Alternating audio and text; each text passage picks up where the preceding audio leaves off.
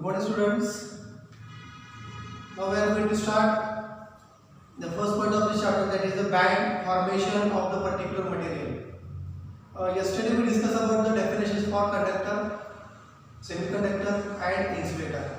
So what is the exact concept of the conductor? It is the substance which passes electricity through it. It is simply called as a conductor, but it consists of free electrons. That's why it carries more current. Compared to conductor, if we consider insulator, it contains maximum electrons which are paired with each other. That's why they doesn't take part in electricity. Hence, they are bad conductor of electricity. That is the insulator. The semiconductor, it is the material whose conductivity lies between conductor and insulator. It is called as the semiconductor. So let us define first what is meant by the band formation here. This is the basic concept, band. You might have heard about sometimes conduction band and valence band. These concepts you are going to see here. Band formation of sodium or band formation of sodium solid. Okay, sodium consists of how many?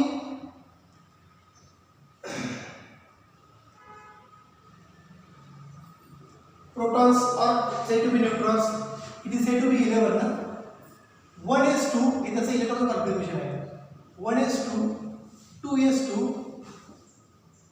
2p6, 2 charge आणि हे काय 3s1. So before that we are going to see one concept. एक concept आहे that is said to be Pauli's exclusion principle. Pauli's exclusion principle काय आहे हे Pauli's exclusion principal?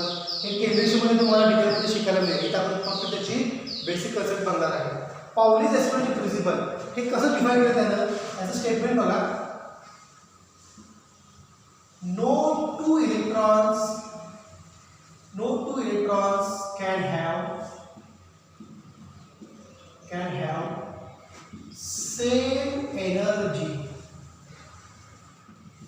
state or spin. हे statement आहे. म्हणजे स्टेटमेंट काय आहे हे पहिल्यांदा आपण डिस्कस करू. Then we move to the point of the band formation of sodium solid. No two electrons. We know electrons which are revolving around the nucleus. Electron revolving around the nucleus, at the same time electrons are revolving around their own axis. कसं बघा, एक तर तो nucleus मध्ये फिरत असतो circular motion मध्ये, आणि दुसरा तो स्वतःभोवती पण फिरत असतो सर्क्युलर मोशन मध्ये. Electron which is revolving around the nucleus in a circular orbit, at the same time electrons are revolving around their own axis. म्हणजे हा इलेक्ट्रॉन जर असेल त्याचा ॲक्सिस असा असेल तर तो स्वतःच्या ॲक्सिस भोवती पण फिरत असतो and it is revolving around the nucleus also. म्हणजे तो स्वतःभोवती सुद्धा फिरत असतो. It is spinning around its own axis as well as it is spinning around the positively charged nucleus. मग एका ऑर्बिट मध्ये जर दोन इलेक्ट्रॉन्स असतील,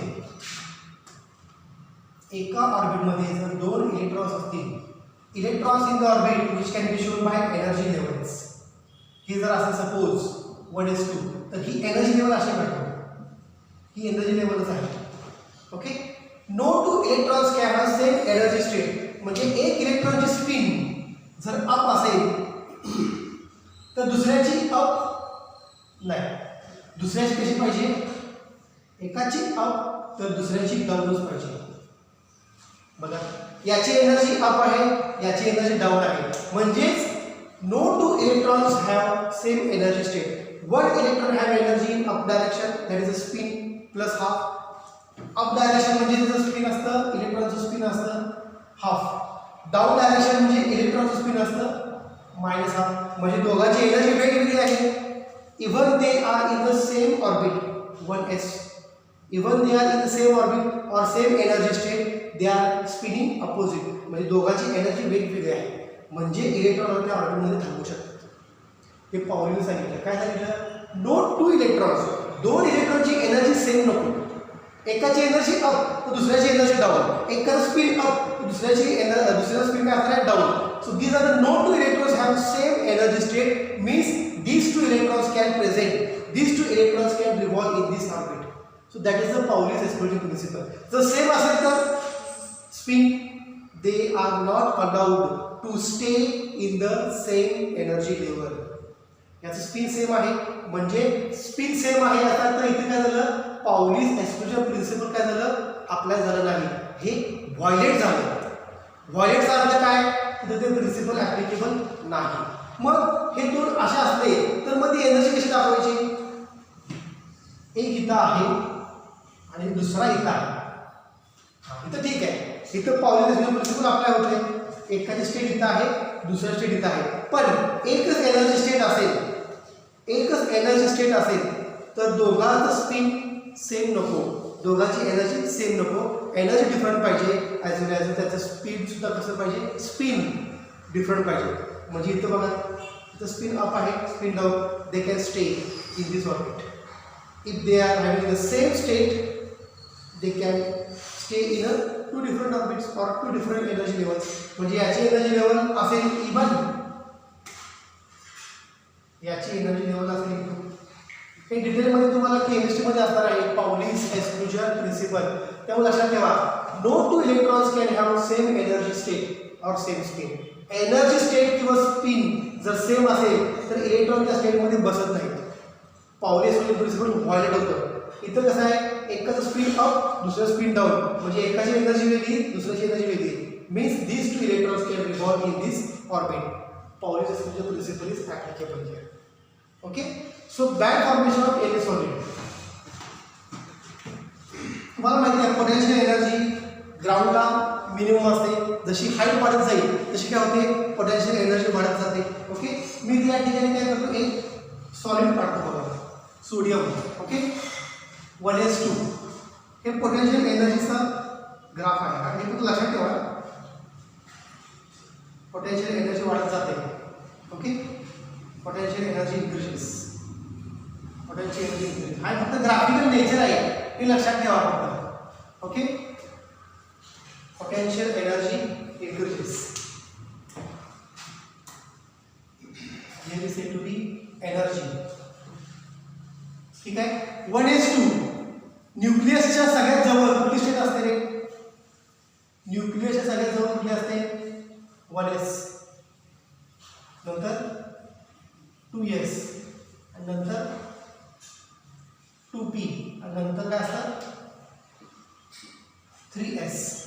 बरोबर, 1s स्टेट सगळ्यात जवळ असते, म्हणजे हे सपोज न्यूक्लियसचा सेंटर आहे, सगळ्यात क्लोज असते 1s.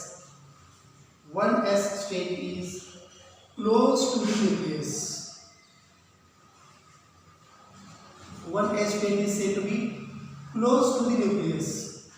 ओके, 1s मध्ये कुठली स्टेट आहे, 2s. मग जसं सेंटर पासून न्यूक्लियस सेंटरला आहे, सेंटर पासून जसं वर झाला तसं काय होतं, ॲटम बिकम्स अनस्टेबल. 1s झालं परत 2s, ही 2s स्टेट मी अशी काढतो,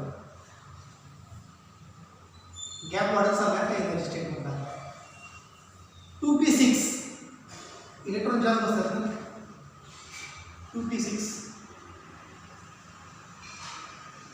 2p हे 2s आणि हे 1s. आता काय 3s1, 3s1, this is 3s1, 3s. यामध्ये इलेक्ट्रॉन्स बघा किती आहेत, एकच इलेक्ट्रॉन आहे, पण याच्यामध्ये आणखी किती पाहिजे इलेक्ट्रॉन्स, आणखीन एक पाहिजे, कशासाठी, पेरिंगसाठी. आता यामध्ये बघा पेरिंग झाले का, 2p6 झालेलं आहे. पेरिंग म्हणजे काय बघा, हे दोन झाले. पाउली एक्सक्लुजन प्रिन्सिपल या ठिकाणी ऍप्लिकेबल होते, एका स्पिन अप तर दुसरा स्पिन डाऊन. इथं 3s2 ला किती पाहिजे, असं पाहिजे ना, पण नाहीये तसं का, एकच इलेक्ट्रॉन आहे. 3s2 नाही आहे, 3s1च आहे, म्हणजे हा इलेक्ट्रॉन कसा आहे, unpaired. This electron is unpaired, यालाच म्हणतात valence electrons. These unpaired electrons are present. Unpaired electrons are present in the single sodium atoms. but there are millions of sodium atoms. But there are millions of the sodium atoms. Then what happens to these outermost orbit electrons? What happens to these outermost orbit valence electrons? एक electron 3s एक sodium ॲटमचा 3s1 हा एक electron ना, याची spin कशी आहे अशी आहे. Millions of sodium atoms are there in the material. The material which includes millions of sodium. हे फक्त एका डिस्कस केले मी. आउटरमोस्ट ऑर्बिटला एकच इलेक्ट्रॉन आहे. दुसरा इलेक्ट्रॉन घेतो सेकंड सोडियमचा सेकंड आउटरमोस्ट ऑर्बिट इलेक्ट्रॉन हा असं दाखवतो मी. Third orbit third sodium atom third sodium ॲटमचा एक इलेक्ट्रॉन. अशी नंबर ऑफ इलेक्ट्रॉन्स कुठले आउटरमोस्ट ऑर्बिटचे व्हॅलेन्स इलेक्ट्रॉन्स. आउटरमोस्ट ऑर्बिटचे valence electrons when all sodium atoms comes closer to each other, because we know material which is compact, when all sodium atoms are said to be compact to each other, what happens? Sodium atoms come closer to each other. Sodium atoms comes closer to each other चा अर्थ काय होता? मी इथे figure काढतो for understanding. हा एक sodium item 1s2 2s2 2p6 आणि हा 3s1 हा एक सोडियम ॲटम. दुसरा 1s2 2s2 2p6 3s1.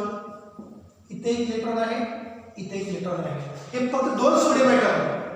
3s1 energy of electron is indicated by like this. Energy state ही एनर्जी स्टेट आहे. ही लाईन दिसते ही काय असते त्या एका इलेक्ट्रॉनची एनर्जी स्टेट. दुसऱ्या सोडियम ॲटमच्या इलेक्ट्रॉनची एनर्जी स्टेट मी अशी दाखवली. तिसऱ्या सोडियम ॲटमच्या इलेक्ट्रॉनची एनर्जी स्टेट मी अशी दाखवली. Is it clear? So when all the sodium atoms come closer to each other, all this energy state trying to overlap. All sodium atoms are comes closer to each other within the material. All the energy state or orbits are said to be trying to overlap on each other. पण ह्या valence इलेक्ट्रॉन्सचं काय? हे सगळे overlap होतील. पण यांचं काय सांगतो पाऊली? जरी दोन इलेक्ट्रॉन्स एकत्र आले, even the two electrons comes closer to each other, they should not present in the same energy state. That is Pauli's exclusion principle. त्यांची एनर्जी सेम असता कामा नये. एकाची एनर्जी अप दुसऱ्याची एनर्जी डाऊन. एका स्पिन अप दुसऱ्या spin सुद्धा डाऊनच पाहिजे. मग कसं होणार आहे? ह्या एनर्जी स्टेट जर एकत्र आल्या तर काय होईल? एका सोडियमची एनर्जी स्टेट बघा. इथं हा इलेक्ट्रॉन आहे दुसरा when these all atoms comes closer, what happens to their outermost orbit energy level? outermost orbit energy level, second energy state अशी येणार, थर्ड एनर्जी स्टेट अशी येणार. म्हणजे ही स्टेट करेक्ट आहे का? असं घेऊ मी 3 इलेक्ट्रॉन्स नाही का? तिघांची एनर्जी स्टेट कशी आहे? अप आहे. स्पिन कसं आहे? अप आहे. म्हणजे पाऊलीज प्रिन्सिपल आपला झाला का? नाही. या केसमध्ये पाऊलीज एक्सक्लुजन प्रिन्सिपल अप्लाय होणार नाही. तर इथं अप्लाय होते का? कारण प्रत्येक इलेक्ट्रॉनची एनर्जी स्टेट वेगवेगळी आहे. बरोबर आहे का? इथं पण अप आहे एनर्जी वेगळी आहे. इथं अप आहे एनर्जी स्टेट वेगळी आहे. इथं पण अप आहे पण एनर्जी स्टेट वेगवेगळी आहे. So when all the sodium atoms comes closer to each other, all the atoms of sodium comes closer to each other, outermost orbit also comes closer to each other, but we know each electron has its own energy state. प्रत्येक इलेक्ट्रॉनला स्वतःची energy state असते. मग सगळे electrons outermost ऑर्बिटच्या सगळे 3s1 electrons एकत्र आले तर त्याची एनर्जी लेवल दाखवायची कशी?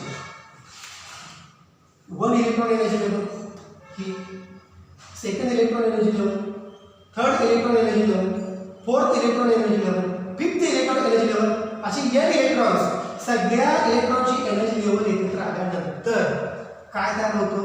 It constitute a band. बघा बँड कसा तयार झाला?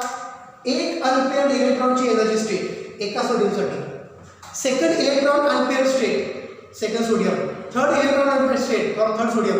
Number of electrons unpaired electrons when comes closer to each other, their energy levels also comes closer to each other.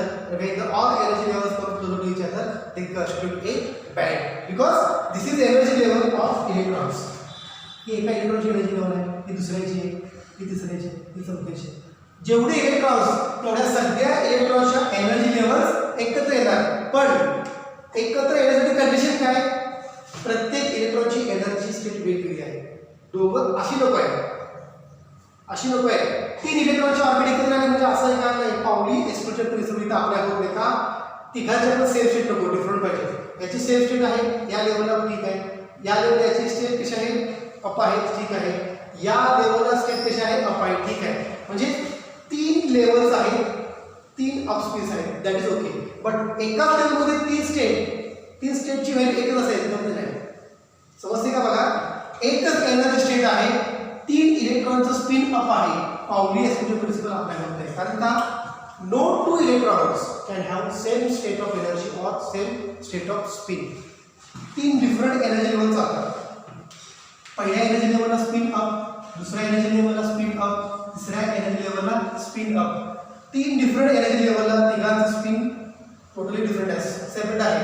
म्हणजे पावली प्रिन्सिपल अप्लाय होतं. पण एकाच एनर्जी स्टेट मध्ये तिघांचे स्पिन अप नको. का? कारण कंडिशन्स आहेत, दोघांची स्टेट ही सेम नको आहे, वेगळी पाहिजे. एकाची अशी असायला पाहिजे, दुसऱ्याची अशी असायला पाहिजे.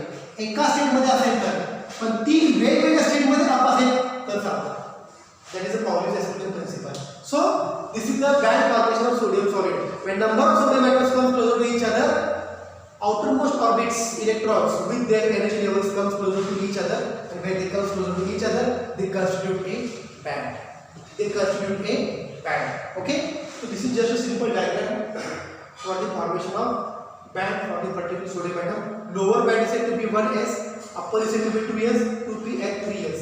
या केसमध्ये कोणता बँड हा भरलेला आहे? It is not said to be filled 3s band because there is a deficiency of electron. Correct आहे का? म्हणजे 3s कसा आहे? Half filled. म्हणजे मी 3s बँड कसा काढतो बघा. हा इथं काढतो 1s, हा टोटली भरलाय 1s 2s2, this is completely field. 2p6 पण काय? completely filled. 3s is it 3s1 is it completely filled? No, it is 50%. याची कॅपॅसिटी किती आहे? 2 इलेक्ट्रॉनची. 3s2 पण आहे किती? एकच. म्हणजे 50% भरले, 50% एम्प्टी आहे 3s ऑर्बिट. मी असं करतो बघा. 3s orbit it is half filled. हे जे मी डॅश काढले, this shaded area indicates electrons are filled. Okay, and this is said to be empty, and this is said to be half filled. So how to apply band? 3s band. 3s 1 आहे. 2 च्या ऐवजी 1 electron आहे, म्हणजे 50% filled, 50% is said to be vacant. So this is the band diagram for the sodium, and this is the potential energy diagram for the sodium atom. How the bands are formed? The number of valence electrons of the outer orbit of sodium atoms, when they comes closer to each other, their energy levels also comes closer to each other, and when all the valence electrons energy levels comes closer to each other, they produces a band. They produces a band, and when this is the band produced by the valence electron, that's why this band is called as the valence band. The band produces by valence electrons of the sodium atoms. The band produces by valence electrons of the sodium atoms is called as the valence band. Is called as the valence band. Okay? So this is the basic concept of band formation of the sodium atoms. You should understand only the concept of what is meant by the valence band. The band produces by the valence electrons for the particular atoms is nothing but the valence band. Okay? So we can stop here. Thank you.